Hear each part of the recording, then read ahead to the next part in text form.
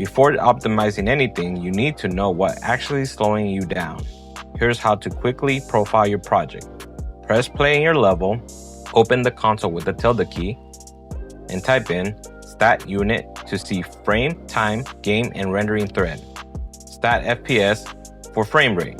Stat GPU to check how long each GPU pass is taking.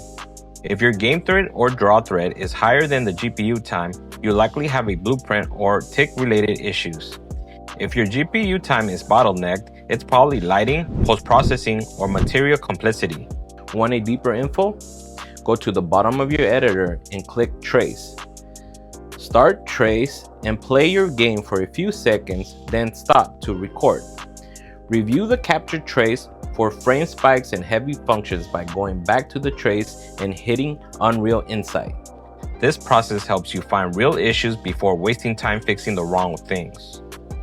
Let's talk about assets and the magic of Nanite. If you're still using traditional LODs on buildings, props, or terrain, upgrade to Nanite. In UE5 5.6, Nanite now works with landscapes. It's experimental, but it works. This is how to use it. Select the landscape in the outliner, then go to the detail tabs and enable Nanite. Make sure you build the data or else Nanite won't be seen, as you can see in the mask viewport. Boom, Nanite terrain.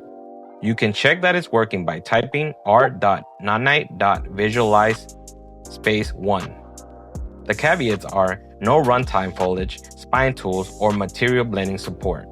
And use it for distant terrain, islands, or cliffs.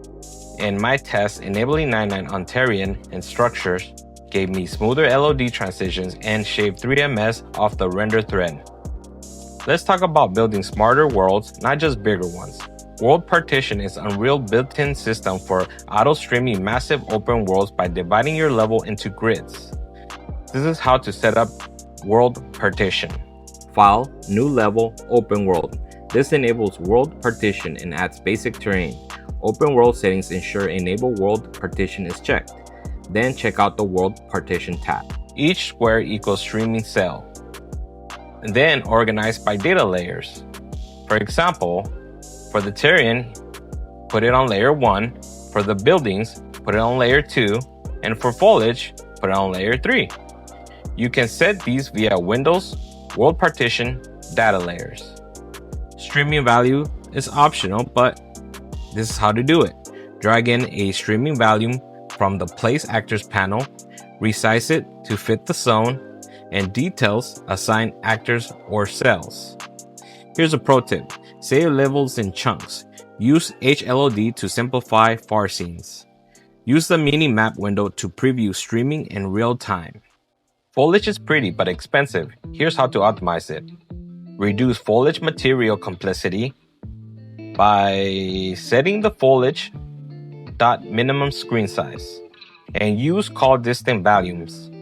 How to set up call distant volume? Well, place a call distant volume in your level and details at a mesh entry. For example, you can do min draw distance 2000 and max draw distance 3000.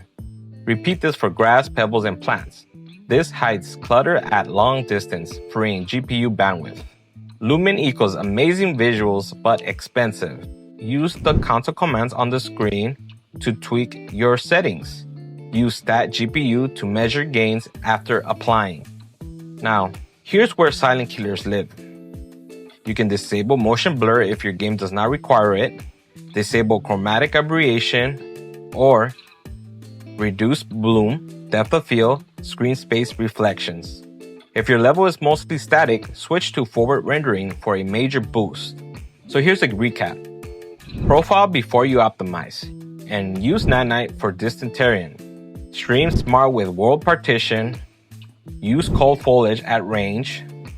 Tune Lumen and cut excessive post effects. And lastly, consider forward rendering for static heavy levels. UE5 gives us crazy power, we just have to use it right. If this helped, like and subscribe. And if you want a sneak peek at what's coming in Unreal Engine 5.7 and a chance to win a $50 Amazon or Steam gift card, join the giveaway.